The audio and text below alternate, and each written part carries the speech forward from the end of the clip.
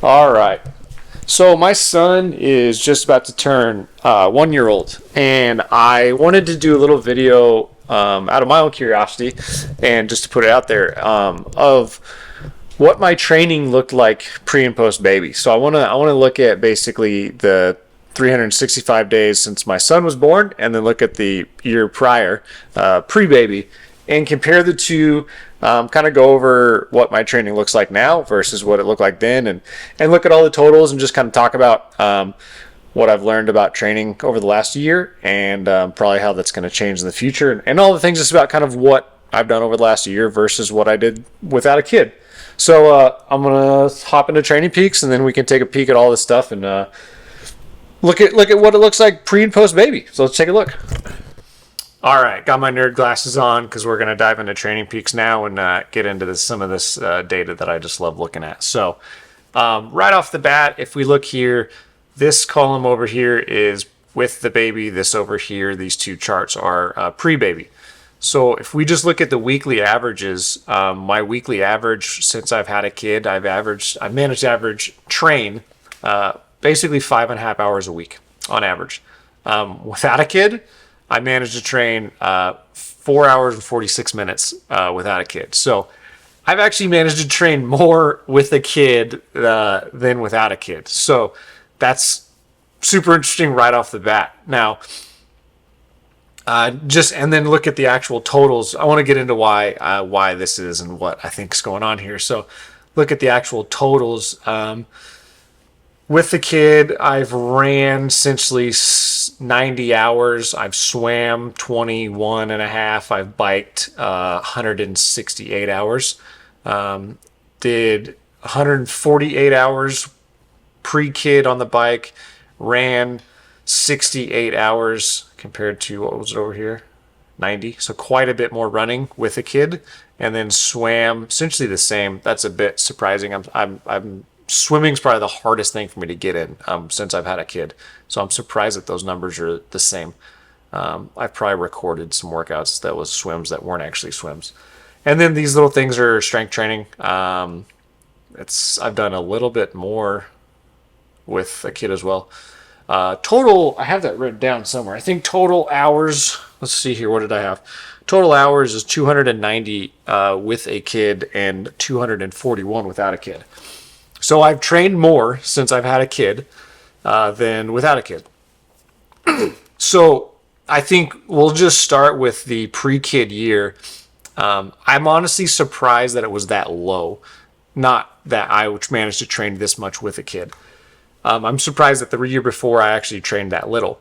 Now, if we look at this chart, this starts in September and then runs through, obviously, September. So September to December, I do a half Ironman in December. So my training volume comparatively pre-baby, after baby, I trained quite a bit more from September to December without a kid. I was freshly having a kid.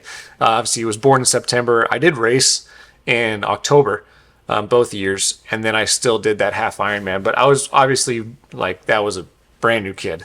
So I still managed to train a lot more without a kid. But then typically what I did and what I've done in the past is I've just taken, essentially after that race, I've just taken all of the rest of December off and then really slowly kind of rolled onto it into December. And you can see that's what I did without a kid. And then somewhere around, what is this, April-ish, May-ish, it really kind of drops off and then comes really sporadic throughout the rest of the year. What happened there is I started a bedroom addition at our house to make room for the baby. So while training, and still both years my race volumes have actually been the same. I've raced the same amount of races. I've done both years. There's a half Ironman in December, and then I started racing in May. I did a sprint, and then did essentially I think throughout here there's 3 or 4 other Olympic distance races throughout the year. So the race volume's been the same. I've raced the same. But pre-baby, when this volume starts getting really screwy, is probably because I was building a second bedroom instead of training to get ready for the kid. So I've looked at the years prior to this, and my volumes were closer to the 5.5 hour mark. I actually am still, I think the year prior was like 5:15 or something. So I've still actually trained more this year than I did the second year prior to that, which was just me kind of training as is. So if I look at the post baby year, what I've done and what I think has changed a lot is after that, my half Ironman, I never took time. I took a week off and then kind of just kept training. I knew that I probably, at the time, I didn't know what my training volumes were going to be. So I figured, don't take as much time off. If I can just kind of stay fit and keep some of that fitness off of that half Ironman, it'll make it a lot easier to not chase that fitness and try to get some of that fitness back. So that's why I basically started training a week after that Ironman, half Ironman, and then just kept training throughout the year, and then have continued to train. Another thing that I think, another thing that has changed dramatically is just how much more efficient I am with my training, because I know that I don't have the same amount of free time. Pre-kid, I had essentially all the free time to do everything I wanted, and I almost think that led to me just being lazy about training, because I'd always be like, I'll deal with it later, because I'm a procrastinator. I work 12-hour shifts. I work 3 days a week. So, my days off when my wife was at work, I would have all day to do just train. I'd go swim and do this, and I'd always just be like, I'll just pick it up later. And I think that led to me being not as efficient with my training as I am now, because now I know I have very small pockets of very small windows to train in, and I take full advantage of the time that I have to train. I do a lot of my training early in the morning before my son gets up. So, 5 a.m. training until, 6:30-ish, 7. I'll push it sometimes. My wife can kind of handle him in the morning time, and then I can get some training in the morning. I do training during his naps. So I have become way, way more reliant on my trainer for bike training, which I used to just despise, and I still am not a fan of, but I even have done videos about why I don't think people should use trainers, but I probably do 75 to 80% of my training on a trainer on the bike. It just makes life easier, and it's more efficient, and I can set up my train in the living room. I can put my son down for a 2-hour nap. I know I have, essentially, if he stays down for his nap, which he always is super good about, I have 2 hours to train. So I can, crank out a workout and then, hop in the shower, rinse off, and then go back to just being a dad. And then with my running, I think why I've managed to get more run volume in, I have 12-hour shifts. I'm fortunate enough we have hour-long lunch breaks where I don't really need to, I can still kind of eat whenever I want. I can eat at my workstation when I want to. So I have just taken that upon myself to use my lunch breaks as time to run, because I'm already away. It's not time away from my family. I'm not losing anything. It's a window of time that I have to train at work. So I do 45 minute lunch runs, hop in a shower at work, and then just go back to my day and then eat when I need to. So that's where I've probably managed to pick up a lot of this run volume versus my last few years, is just adding in. That's essentially, I do it normally 2 days a week. 1 day a week I just take fully off. So 2 40-minute runs, that's an hour 20 per week of more run time. So that's where I think a lot of this run time has come. As far as the swimming for me is still the biggest struggle, because it's the only workout that I do where I just effectively have to just leave and take time away from the family. I do all of my swim training in a lake that's 5 minutes away from me. It's freshwater lake, rad place for me to train. I love it. I enjoy it. But I can't put my son down for a nap and go swim. And I can't do it early in the morning, because swimming early in the morning before the sun comes up, just terrifying. I'm not getting into that. So it's the only thing that really, when my wife comes home, that I have to either, we all go down there together and they hang out on the shore and have a little, some time to hang out, or I just have to kind of take off and go swim. So Swim volume is by far the thing that I struggle with getting in because of that. It's the only thing that really like takes a ton of time away from my family. It's that being said, like I'm and then I think one of the biggest parts about being able to get this training in is through my work, I have effectively 12, it's a lot, like 12 weeks fully paid off time that I've had throughout this whole year. So I've essentially had 3 months where I just haven't had to work, where I've been at home full time. And that makes it a lot easier to train. Like when I'm just been home and I'm not working. So I'm only having to balance really two things during all of that time. So that is coming to an end essentially right now. Like I'm on the last week of my baby bonding maternity leave. And once that's up, like I think these training, I think this is going to go back down to, 445. I think it'll look a lot closer to the pre-baby year than it does now. So, I mean, it's kind of interesting, but I think a lot of it is just being way more effective and deliberate with my time.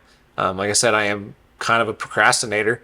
And when I had a ton of free time, it was easy for me to procrastinate. But now that I don't, I'm a lot more focused about my training time and when I can train, when I can't train, and making sure that I'm separating the two and still being the best dad that I can. Because at the end of the day, like being the best dad I can is still the most important thing to me. So I want to make sure that like this 5.5 hours a week is not getting in the way of me being a good dad. That's kind of the biggest thing for me. But if you are a new parent, or if you are thinking about becoming a parent, and you're worried about, how's this going to affect my training? Well, I don't know what your training looked like before a kid, but I can tell you that this is what mine did, and this is what mine does now. And, the way my training is structured is like I'm self-coached. I just kind of fit stuff in where I can. And it has to be, I'm very flexible about it. I try to fit in as much as I can. One other thing is, I did a lot of like pre-season testing this year, like actual, like real testing I'm a lot more, I would say my training is a lot more efficient with how I train. I'm wasting less actual time on the bike and my training is much more effective. I've essentially PR'd every single race that I've done this year. And even what an interesting thing is, so this year, pre-baby was the first time I did a half Ironman in Indian Wells, 70.3. This was the second year I did it. I trained way less leading into that second year, and I shaved like 13 minutes off my time.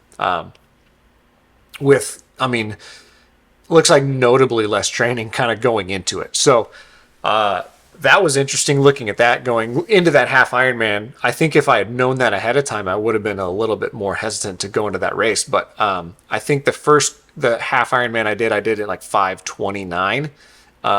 This second year I did it in like I wanted to go under 5:15, and I think I did it in like 5:16. So this year I think I can go under 5:15. And then I'm doing a T100 in October, which is kind of like the half Ironman-ish distance. I'll be doing the Vegas race. And then I got one more Olympic distance race the week before the T100. So that's kind of where I'm at. Like it's a really interesting to look at, these charts. And, if you have any hesitations to having a kid and it ruining your life, it's the best thing I've ever done. I wouldn't trade anything of it. And if I looked at these training volumes and I trained 3 hours a week, comparatively to pre-baby, I wouldn't change a thing. So it's, I've made it a priority. My wife knows how important training and racing is to me. So like we've managed this, and we have constant talks about how much it's affecting our life and making sure that I keep this in check and that she keeps me in check, which is very important because without her, I would probably let this training take over too much of me. So it's a constant like rechecking and checking to make sure like I'm still being the best husband and dad and father and family man and everything that I can be. And this is the secondary goal. And so far, so good. I will say that next year it's going to change. Next season, I'm not doing any of the big races, the half Ironmans, the T100s. I'm probably just going to keep it to like sprint and Olympic distance stuff because the bigger races just they require more training. And it's not so much the overall training volume, it's the long rides. Like I don't like to go into, the half Ironman stuff like that without really like I want to be able to do a three like get a consistent riding a bike for 3 hours is something that I don't have the time or luxury to do now. Doing 2 hour runs isn't something that it's really hard for me to fit in. So the bigger races are probably going to go away because I just don't have the time to take off for a Saturday morning and fit in. Hey, I'm going to be gone for 3 hours. So even if I leave early, depending on the time of year, I can only leave so early to go on a 3 hour bike ride, and I'm basically losing the entire morning, where my wife's just gonna kind of have to at home dealing with the kid and taking care of the family and everything. So the big races are gonna go away, but the Olympic distance stuff I think I can still manage to train for and stay competitive-ish, as competitive as I am now. So that's it. And one last thing. We'll go over this too. Sleep was kind of an interesting one. I looked at my sleep. I wear an Oura Ring. I don't have any affiliation with them, but I've been using one of these for almost 6 years. To track my sleep, and I don't have it up anywhere here. But if I look at my sleep when I looked at it pre and post baby, I'm very fortunate. My son's slept great since day one. I sleep on average 7 hours and 15 minutes a night now, and I slept 7 hours and 30 minutes a night before kid. So 15-minute difference per night of sleep. It's not that bad over the course of a year. So I would say those early days, like sleep was a bit rough, but he has always been a good sleeper, which is awesome for us. I never really felt like it's been a big battle to get him to sleep. So that's that. Hopefully this video is somewhat useful. It's really interesting to me to look at all this stuff and kind of say like I've managed to train more with a kid than without a kid. Hopefully it's encouraging to you if you're going to have a kid, or if you're thinking about having a kid and you think this whole thing's going to ruin your training. It's not. It's going to be different, but being a parent is the best priority and the best thing I've done in a very, very long time, if not probably my entire life. So it's a great video. Hopefully you enjoy it. Thanks for following along. And we'll see you guys. Hopefully I got a couple more races coming up. I'm going to do some race reviews, and the T100s coming up, which is a big one for me. So we'll see you guys next time. Bye.